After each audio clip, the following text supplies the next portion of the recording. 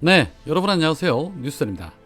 앞서 윤석열 대통령실이 윤석열이 주재하는 내년 신년 인사회에 이재명 대표를 초청을 했고, 이에 이재명 대표는 보고를 받자마자 바로 참석하겠다라는 입장을 밝혔습니다. 국민의 민생 경제가 나락으로 떨어져 있는 만큼 자꾸 얼굴을 마주하다 보면 물꼬를 틀 수 있지 않겠느냐라는 이재명 대표의 속뜻으로 보여집니다. 당연히 국힘당 비대위원장으로 내정된 한동훈도 참석을 하겠죠.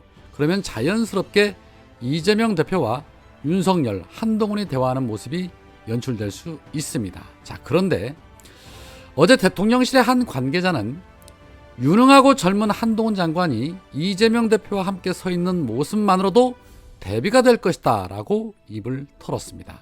어떤 관계자인지 이름은 밝혀지지 않았지만 말하는 네 가지가 딱 윤석열스러운 발언만 골라 하는 것 같습니다. 어쩜 저렇게 생각하는 것이 천박할까요?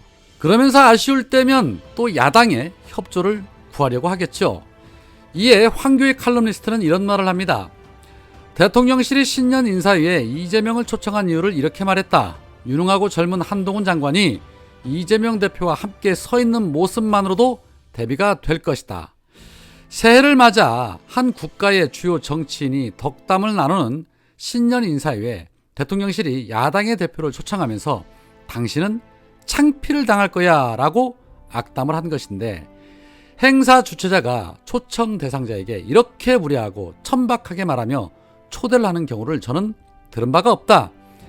윤석열의 가장 큰 죄악은 대한민국 정치를, 더 나아가 대한민국의 품격을 무례하고 천박한 동네 양아치 수준으로 전락시켰다는 것이다.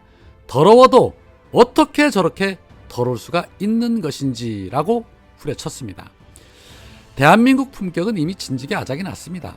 윤석열이 미국에 가서 국회에서 승인 안 해주면 바이든은 쪽팔려서 어떡하나 라는 발언을 했을 때부터, 아니 손바닥에 왕자를 그리고 다닐 때부터 그들의 수준은 이미 다 드러났습니다. 그러면서 새끼가 아니라는 둥, 바이든이 아니고 날리면이라는 둥, 전 국민을 청각 테스트까지 해가며 청각 장애인을 만들고 오히려 보도를 했던 MBC를 탄압했던 그런 자들 아닙니까?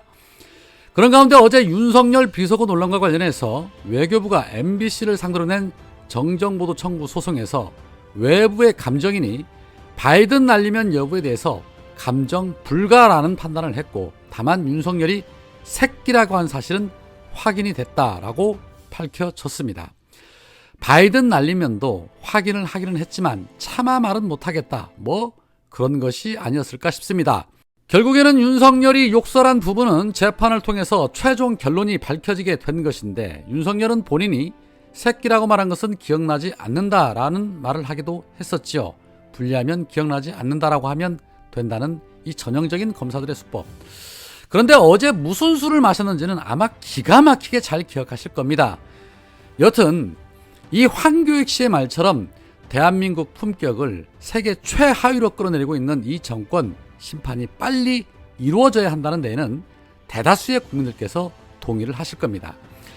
자, 그런 가운데 어제 이낙연이 신장식의 뉴스 하이킥에 출연을 해서 대장동 비리 의혹을 최초 보도했던 기자가 당시 이낙연 경선 후보 최측근으로부터 제보를 받았다라고 진술한 것과 관련해서 아직 못 봤다. 그 사건으로 21명이 구속이 돼 있고 4명이 수사를 받다가 자살을 한 엄청난 사건이다. 국민의 일반적인 상식으로 봤으면 좋겠다. 누군지 한번 파악해 보겠다라고 입을 털었습니다. 하루 종일 언론에 대대적으로 보도가 됐는데 최측근이라는데 못 봤답니다. 본인은 모르는 일이라는 것이죠. 그러면서 그 사건으로 21명이 구속이 되고 4명이 유명을 달리했다고 뻔뻔스럽게 말하고 일반적인 상식으로 봤으면 좋겠다라고 말하고 있습니다. 길게 말하지 않겠습니다. 윤석열 일당들이나 이 기득권들은 우리 일반 시민들과는 DNA 자체가 다릅니다. 그들은 절대 자기 잘못과 자기 오류를 인정하지 않습니다. 죽어서 관에 들어갈 때까지도 그럴 것입니다. 전두환이 그랬던 것처럼 말이죠. 그런 비정상적인 인사들에게 지배당하지 않기 위해서 정말 할 일이 많습니다. 가장 먼저 앞두고 있는 것이 현재로서는 김건희 특검이죠. 어제 홍익표 원내대표가 윤석열에게 아주 빅엿을 선사를 했습니다. 홍익표 원내대표는 JTBC와의 인터뷰에서 윤석열이 거부권을 행사하면 백지화되는 거 아니냐라는 지적에 대통령이 거부권 쓰면 폐지될 가능성이 높겠지만 설마 그렇게 하겠냐? 거부하면 이것은 대통령께서 지금까지 공정과 상식을 얘기해 왔는데 공정하지도 상식적이지도 않는 것이다. 역대 대통령들이 다들 영리라는 게 있었지만 김대중 전 대통령이나 김영삼 전 대통령도 본인의 아들 문제에 대해서 결국은 특검을 다 수용했다. 이명박 전 대통령도 본인 문제와 관련이 되니까 특검을 받지 않았느냐라고 압박 강도를 높였습니다. 자, 이 말인즉슨 윤석열이 거부권을 행사할 것을 알면서도 에이 설마 지 마누라라고 설마 그렇게까지 하겠어? 라고 윤석열을 우회적으로 직격한 것입니다. 역대 대통령 그 누구도 그렇게 하지 않았지만 윤석열은 하고도 남을 놈이다 라고 우회적으로 말한 것입니다. 두고 보면 알게 되겠죠. 자, 한편 한동훈을 지키기 위해서 송영길 전 대표를 구속시킨 검찰. 어제 송영길 전 대표의 배우자이신 남영신 여사가 우왕구치소 앞에서 검찰 독재 정권을 향해 피토하는 심정으로 분노의 연설을 쏟아냈습니다. 얼마나 억장이 무너지겠습니까? 남영신 여사의 발언 들으시면서 다시 한번 전의를 불태워 봅니다. 저는 남편이 구속되자마자 아침 일찍 남편을 보러 여기 왔습니다. 접수처에서 민원창구에서 제게 남편을 볼 수 있는 여러 가지 방법들을 다 일러주셨습니다. 그런데 코로나 때문에 3일은 못 보니까 목요일 날 오라고 날짜까지 잡아줬습니다. 그런데 오후에 구치소에서 제게 전화가 왔습니다. 송영길 2300번 수감자한테는 그 어떤 것도 안 된다. 변호사 접견 외에. 저는 그 말을 듣는 순간 저희가 대학 다니던 전두환 독재 시절에도 군사보호법으로 들어가도 책은 들여보냈습니다.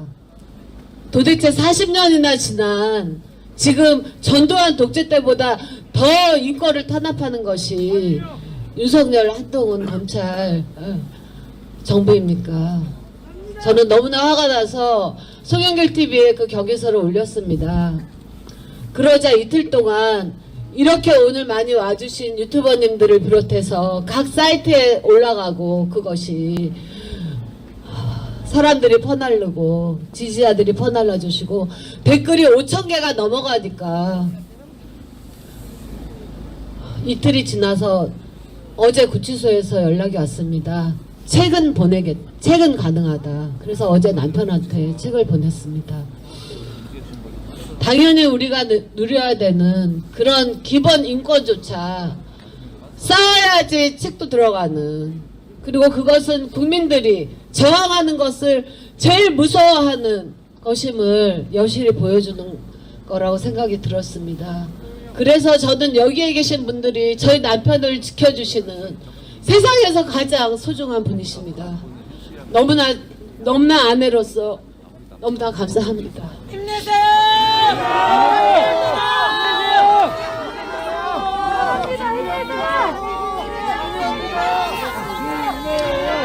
그리고 남편은 그랬습니다. 이 돈봉투 수사는 정치 기획 수사다. 맞습니다. 그거는 이정근 다른 그 조사하다가 녹취록, 돈봉투 녹취록 이거 자체가 별건이잖아요. 그런데 먹고 사는 문제, 돈봉투로 남편 안 나오니까 그 다음에 먹고 사는 문제 연구소 처음 남편이 나왔을 때 다 압수수색했다고 해간 건데, 이거는 별건의 별건 정치 기회 수사라고 남편이 제게 얘기했었습니다. 그런데 저는 이번 남편 구속 이것 또한 정치적인 구속이라고 생각합니다. 조금 전에 변호사님도 말씀하셨고 저도 변호사의 아내입니다. 영장실질심사라는 것은 검사가 자료를 내고 그거에 대해서 변호사가 공방을 하고 양쪽 얘기를 들어보고 아니면은 기각을 하는 것이 실질심사의 기본이라고 저는 알고 있습니다.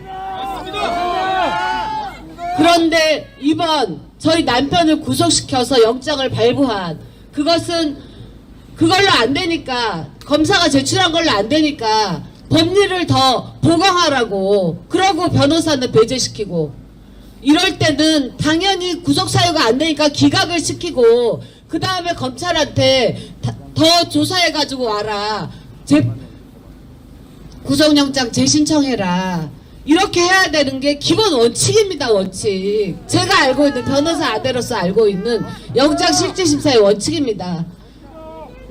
이 원칙조차 훼손돼 가면서 변호사님이 말씀하셨듯이 실질심사가 아니라 형식심사라고 한 그래서 저는 이 구속조차 기획구속이다. 정치적인 기획구속이라고 생각합니다. 우리도 그렇습니다.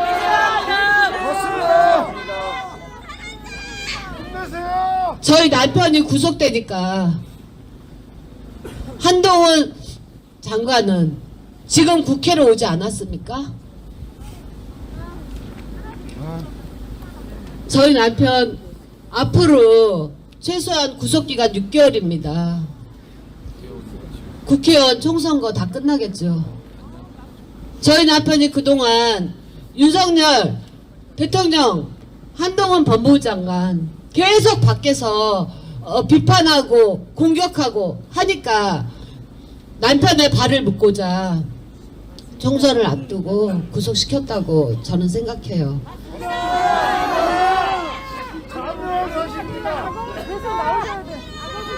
그런데 그런 남편의 발을 묶어두는 것도 모자라서 남편이 밖으로 보내는 서신도 안 된다.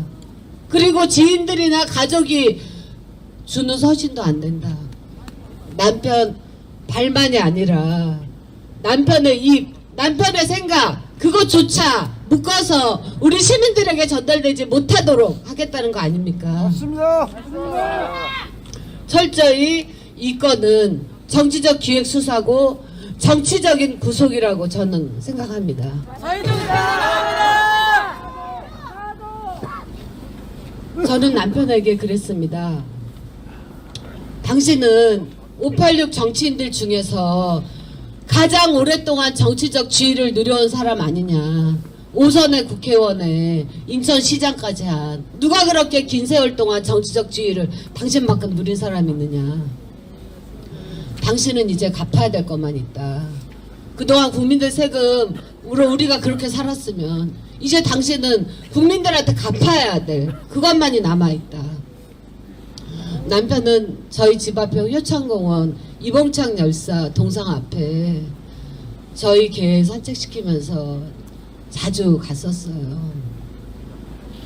그러면서 집에 오시면 그래 옛날에 목숨까지 바쳐서 이 나라를 지켰는데 지금 그래봤자 감옥에 가는 것밖에 더 있겠나. 자기가 정말 옛날 우리 나라를 지킨 독립선열들에 비하면 지금 아무것도 아니다. 난 호강이다. 거리에서 투쟁하면서도 남편은 그렇게 말했습니다. 그리고 남편이 몇 날 며칠 술 없으면 잠을 못 자고 눈시울을 붉히고 하는 때가 있었습니다. 얼마 전에. 이번 검찰의 조사로 조사받고 나와서 사람이 죽었습니다. 술이 없으면 잠을 못 잘 정도로 남편은 괴로워했고 그래서 한동훈 그 물병 발언이 나온 것입니다. 지금 도대체 어떤 세상인데 조사받고 나서 사람이 죽어나가고 그거를 봐야 되는 저희 남편의 심정이 오죽했겠습니까? 저는 여기 계신 분들이 정말 이 억울한 이 정치 검찰 독재 세력들의 남편에 대한 탄압을 정말 밖에 많이 알려주시고 여러 사람들이 같이 이 검찰 독재에 맞서서 저희 남편을 또한 지지해 주실 것을 정말 간곡하게 부탁드립니다. 정말 감사합니다. 고맙습니다. 네.